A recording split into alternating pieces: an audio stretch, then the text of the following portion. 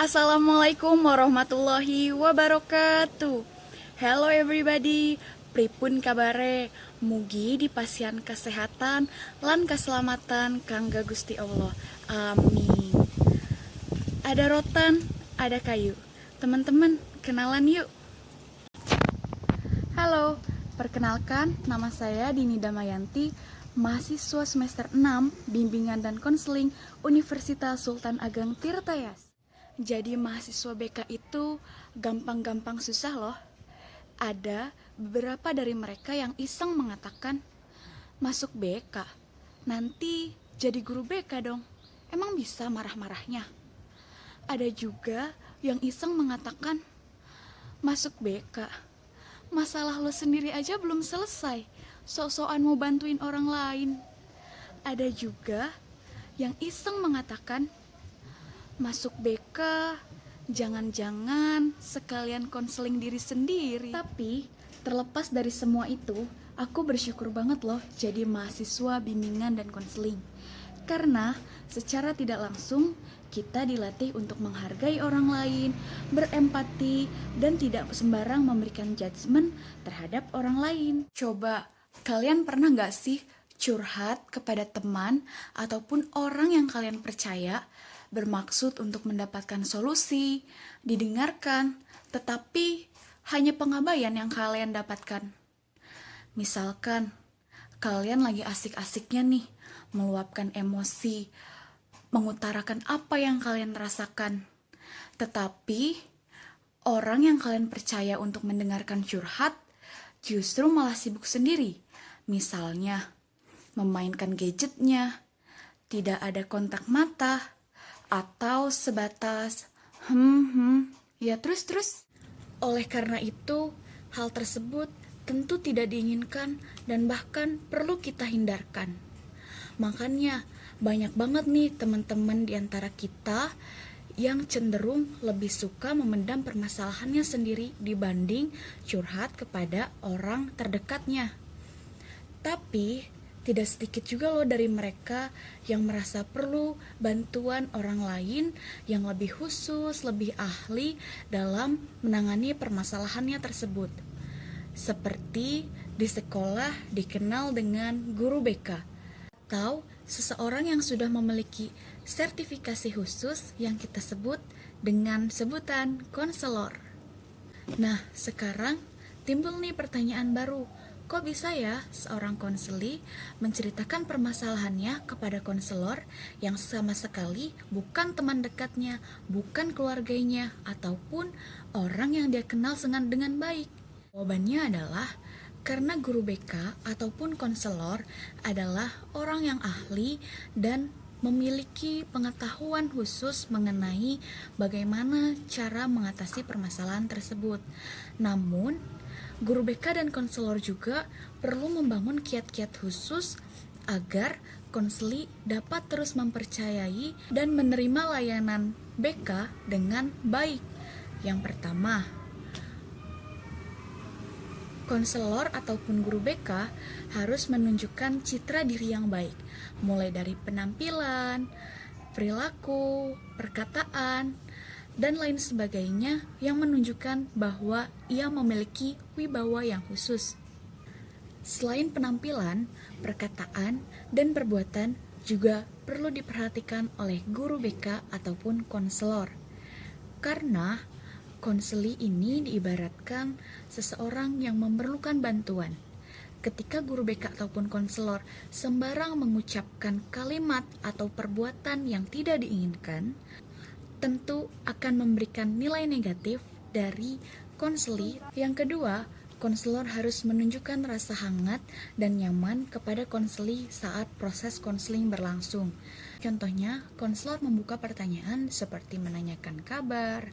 Karena konseling ini adalah hubungan yang membantu, maka langkah selanjutnya adalah konselor harus membangun iklim yang kondusif, penghargaan timbal balik, hubungan yang nyaman, komunikasi terbuka, dan memahami dan mendengarkan dengan penuh perhatian. Karena kualitas hubungan konselor dan konseli sangat mempengaruhi proses berlangsungnya dan keberhasilan dalam proses konseling. Sebab hubungan konseling adalah hubungan yang membantu. Artinya, konselor membantu konseli agar dapat tumbuh dan berkembang secara optimal sesuai dengan perkembangannya.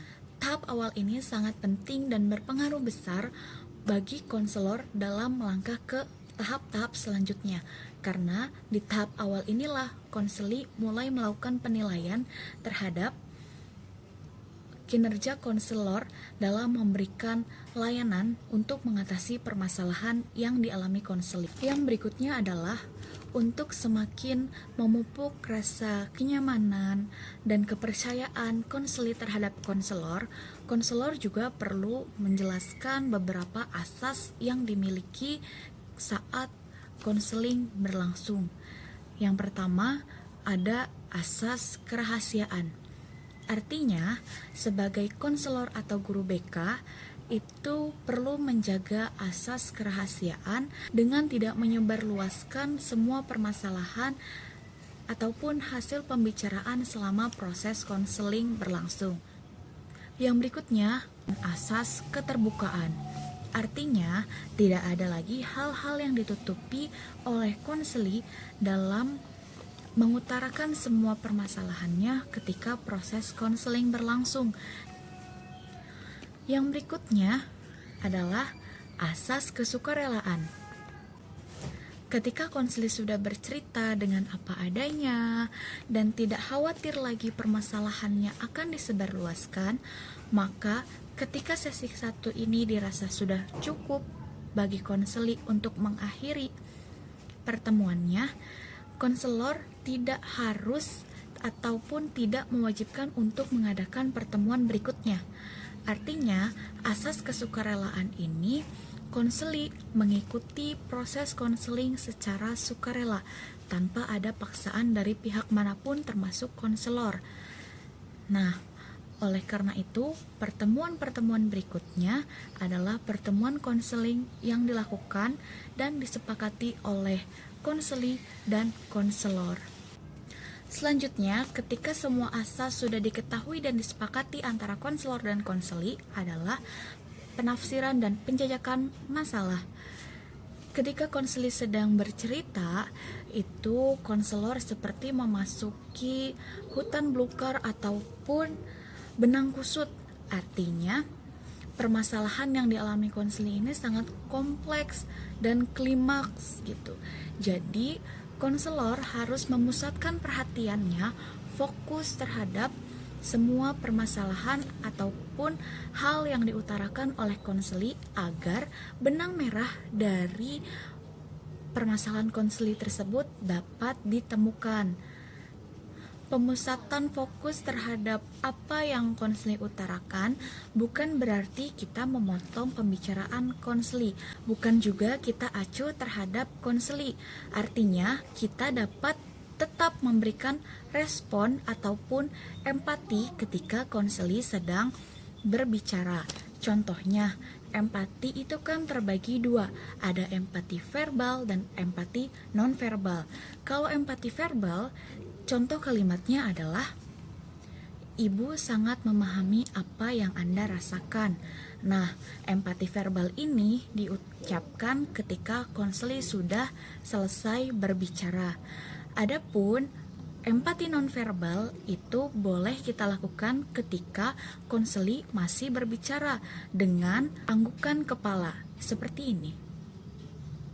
Nah, anggukan kepala tersebut dilakukan untuk merespon konseli ketika sedang berbicara, walaupun tidak mengeluarkan kata-kata. Nah, itu dia teman-teman, perbedaan sedikit banyaknya ketika kita curhat dengan orang lain dengan curhat kepada guru BK ataupun konselor, tetapi berdampak besar loh bagi respon orang yang sedang bercerita ataupun curhat tersebut. Beli pakaian di pasar Tasih. Cukup sekian dan terima kasih. Wassalamualaikum warahmatullahi wabarakatuh.